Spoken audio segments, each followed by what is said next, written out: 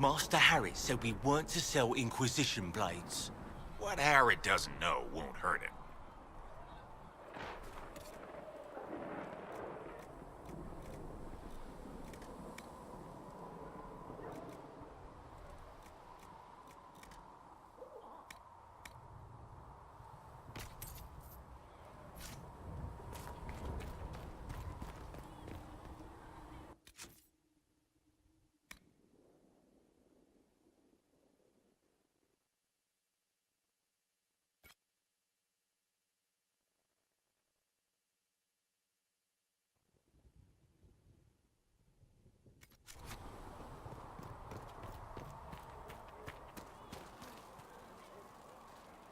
Need something? I've read your Tale of the Champion, and I have a few questions. That's a pretty common reaction. Go ahead. Where are the rest of Hawke's associates now? Merrill decided to look after the elves left homeless by the fighting. She's done a pretty good job of keeping them away from the mages and Templars, so far. I guess she has plenty of practice avoiding stupid human battles with her old Dalish clan. Fenris has kept himself busy, hunting down the Tevinter slavers who came south to prey on the refugees. I'm not sure exactly where he is at the moment. You can usually follow the trail of corpses, though. Isabella went back to the raiders. She's calling herself an admiral now. I don't know if she's actually in charge or just has a really big hat. Might be the same thing, honestly. Sebastian went back to Starkhaven. I'm sure he's boring all sorts of people there. Hawke's little sister is in the Free Marches, helping some of the other survivors from the Kirkwall Circle. Aveline is still guard captain. I'm pretty sure Kirkwall would fall into the sea if she quit her job.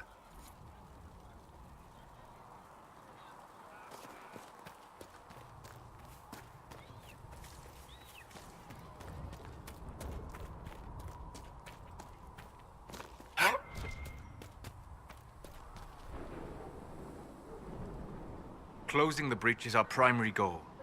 But I hope we might also discover what was used to create it. Any artifact of such power is dangerous. The destruction of the Conclave proves that much. You don't think whatever created the explosion was destroyed in the blast? You survived, did you not? The artifact that created the breach is unlike anything seen in this age. I will not believe it destroyed until I see the shattered fragments with my own eyes. We would do well to try to recover whatever created the breach. Liliana's people have scoured the area near the blast and found nothing. Whatever the artifact was, it is no longer there. In any case, did you need me for anything? I'd like to know more about you, Solus. Why? You're an apostate, yet you risked your freedom to help the Inquisition. Not the wisest course of action when framed that way. I appreciate the work you're doing, Solus. I just wanted to know more about you. I am sorry. With so much fear in the air. What would you know of me? What made you start studying the Fade? I grew up in a village to the north. There was little to interest a young man, especially one gifted with magic. But as I slept, spirits of the Fade showed me glimpses of wonders I had never imagined. I treasured my dreams. Being awake, out of the Fade, became troublesome. Did spirits try to tempt you? No more than a brightly colored fruit is deliberately tempting you to eat it. I learned how to defend myself from more aggressive spirits, and how to interact safely with the rest. I learned how to control my dreams with full consciousness. There was so much I wanted to explore. I gather you didn't spend your entire life dreaming. No. Eventually, I was unable to find new areas in the Fade. Why? 2 reasons. First, the Fade reflects the world around it. Unless I traveled, I would never find anything new. Second, the Fade reflects and is limited by our imaginations. To find interesting areas, one must be interesting. Is this why you joined the Inquisition? I joined the Inquisition because we were all in terrible danger. If our enemies destroyed the world, I would have nowhere to lay my head while dreaming of the Fade. I wish you luck. Thank you. In truth, I've enjoyed experiencing more of life to find more of the Fade. How so? You strengthen your body to deliver and withstand punishment. The muscles are an enjoyable side benefit. You have chosen a path whose steps you do not dislike because it leads to a destination you enjoy. As have I.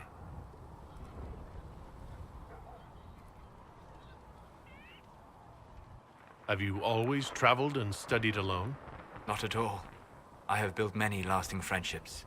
Spirits of wisdom, possessed of ancient knowledge, happy to share what they had seen. Spirits of purpose helped me search. Even wisps, curious and playful, would point out treasures I might have missed. I don't know of any spirits by those names. They rarely seek this world. When they do, their natures do not often survive exposure to the people they encounter. Wisdom and purpose are too easily twisted to pride and desire.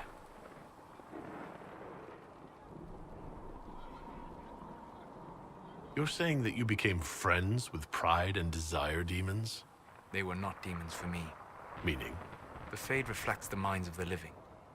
If you expect a spirit of wisdom to be a pride demon, it will adapt. And if your mind is free of corrupting influences, if you understand the nature of the spirit, they can be fast friends. I'm impressed that you could become friends with spirits. Anyone who can dream has the potential. Few ever try. My friends comforted me in grief and shared my joy. Yet, because they exist without form, as we understand it, the Chantry declares that spirits are not truly people.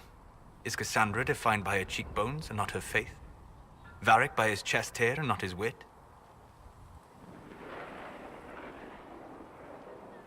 I hadn't thought about it that way, but I see your point.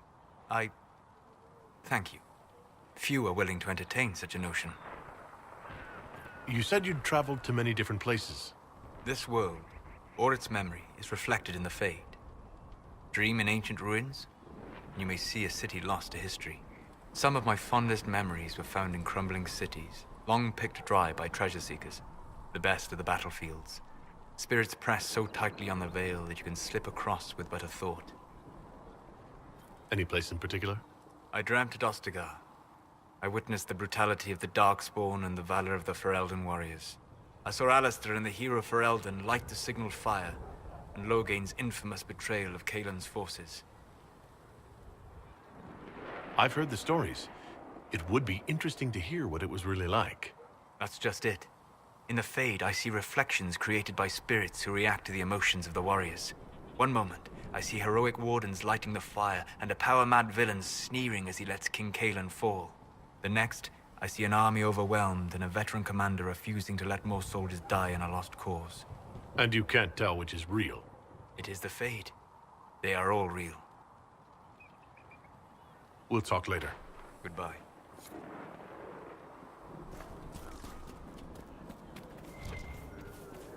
At least we've got Inquisition troops out at Redcliffe now, giving those people some real help. It's almost as if Mother Giselle brought the troops out there by going herself. The soldiers are more useful against the bandits who are preying on the refugees.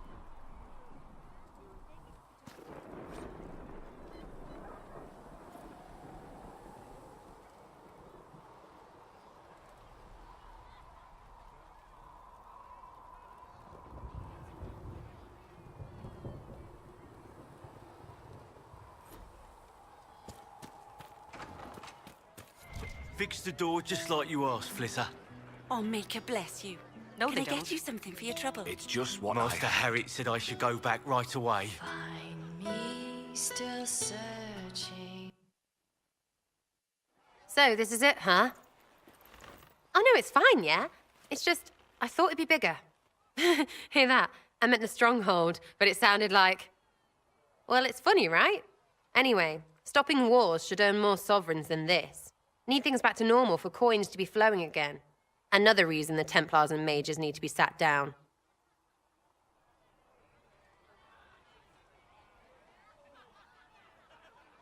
The Templars and the mages. Most people pick a side. Most people are stupid. But where do you stand on the war? In the middle, with everyone, not a Trevelyan, or whatever. You know what I hear about mages? Nothing, until one goes all demony. Know what I hear about Templars? Nothing, until they take maybe mages. They're too busy to look up where the real questions are.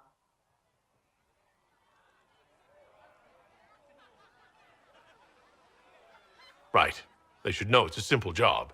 End all war, stitch the sky. The easy one first, of course. You're daft, yeah? Most people get special, they lose their snark. Can't see how stupid it all is. I think I like you, Lord Herald. Maybe you're a little chosen, yeah?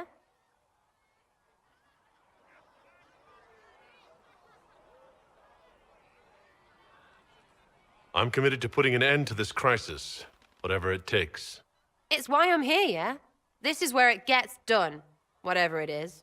Can't do a bloody thing with everyone pissing themselves. Stupid everyone.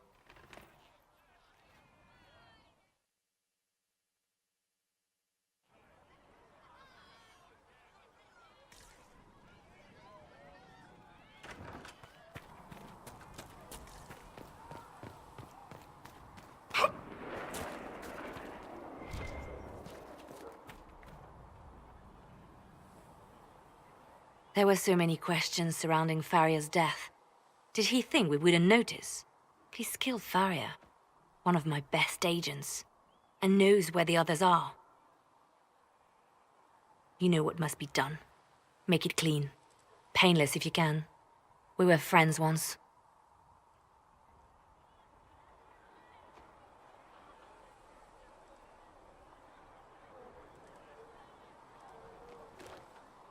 Wait, what are you doing? He betrayed us. He murdered my agent. And you'd kill him, just like that. You find fault with my decision?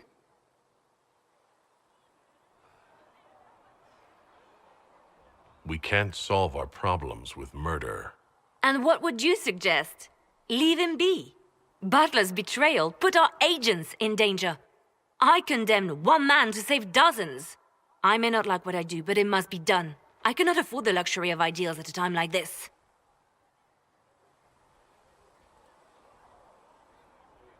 I expected better from the Inquisition's spymaster. You've made that point clear. Apprehend Butler, but see that he lives.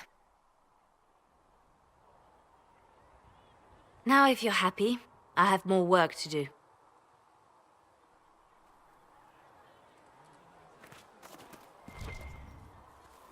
Segret said the blankets weren't worth selling. He's giving them to the Inquisition for free. How kind of him. That, and he said people who freeze to death don't spend much coin. Well, he's not wrong.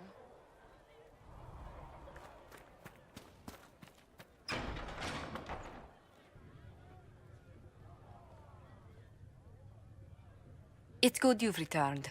We heard of your encounter. You heard? My agents in the city sent word ahead, of course. It's a shame the Templars have abandoned their senses, as well as the capital.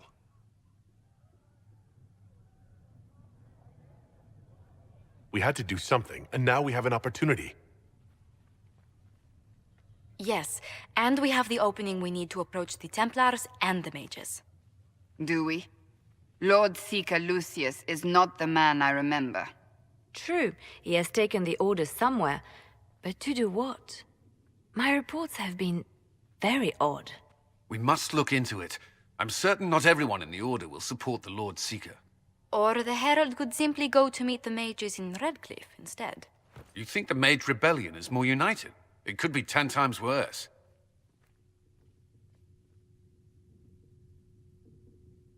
Or you could stop bickering and make a decision. I agree. We shouldn't discount Redcliffe. The mages may be worth the risk. They are powerful, Ambassador, but more desperate than you realize.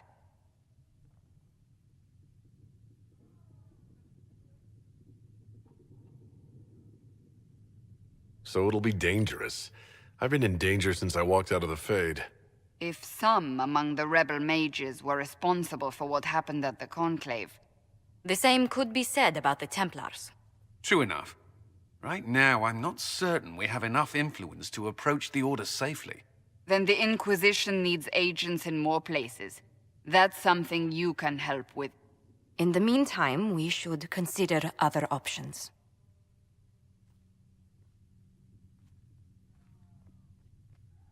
There is one other matter. Several months ago, the Grey Wardens of Ferelden vanished. I sent word to those in Orlais, but they have also disappeared. Ordinarily, I wouldn't even consider the idea they're involved in all this, but the timing is curious.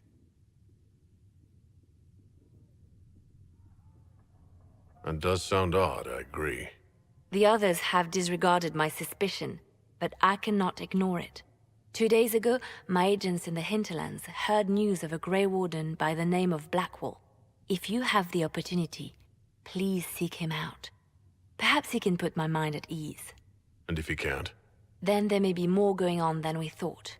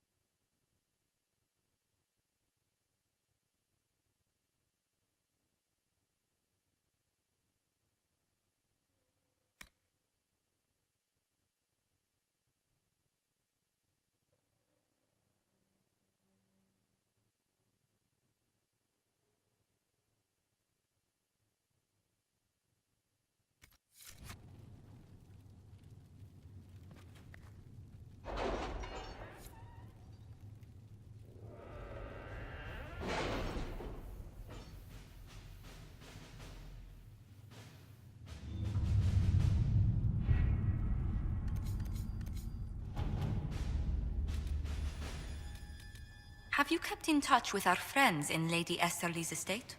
Several bards will play for her tomorrow night. We will have names soon enough.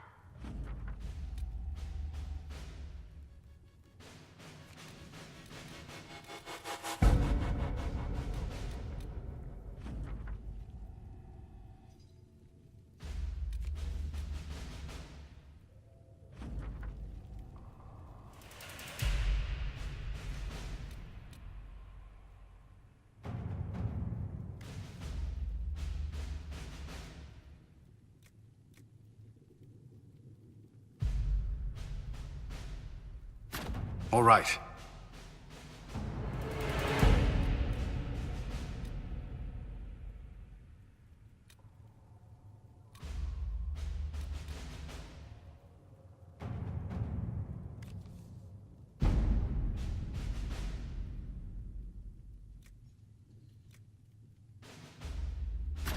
Let's see what we have.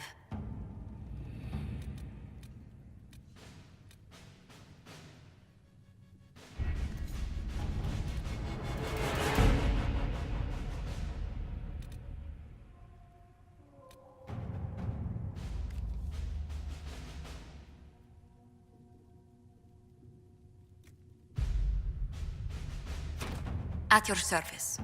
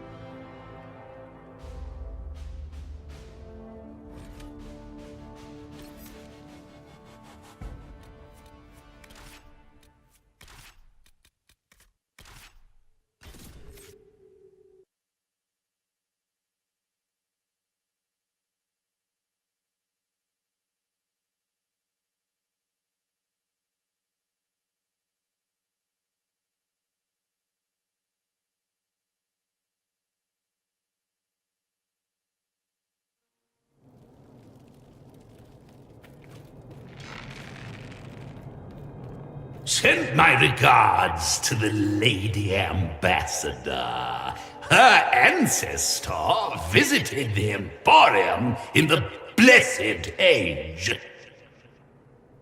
I sold her a candle mounted with the severed hand of a first acolyte of Razikel. I wonder, do the Montiliers still have it in their possession? I should like to see it again.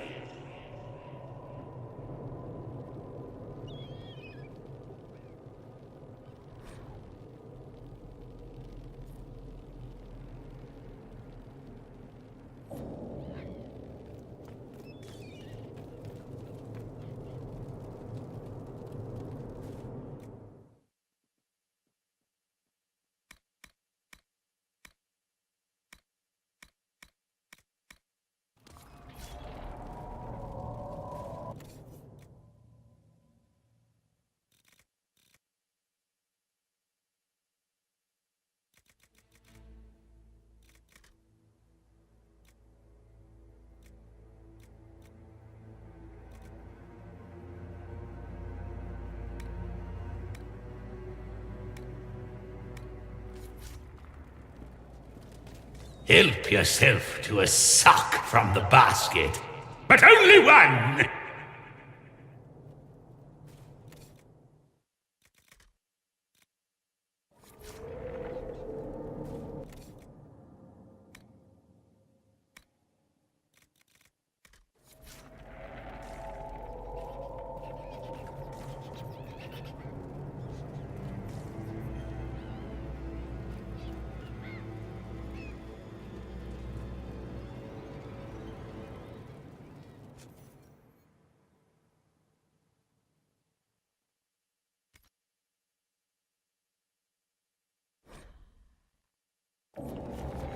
Well, I'm obviously in no position to judge.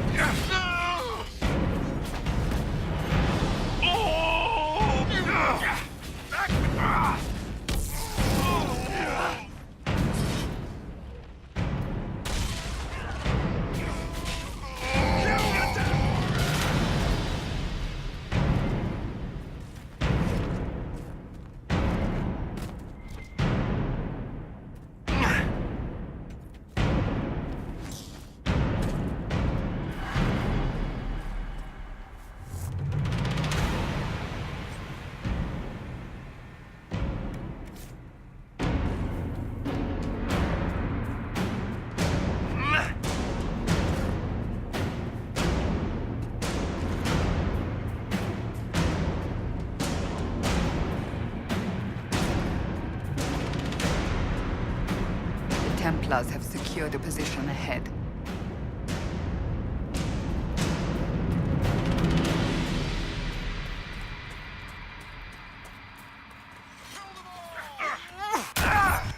Kill that!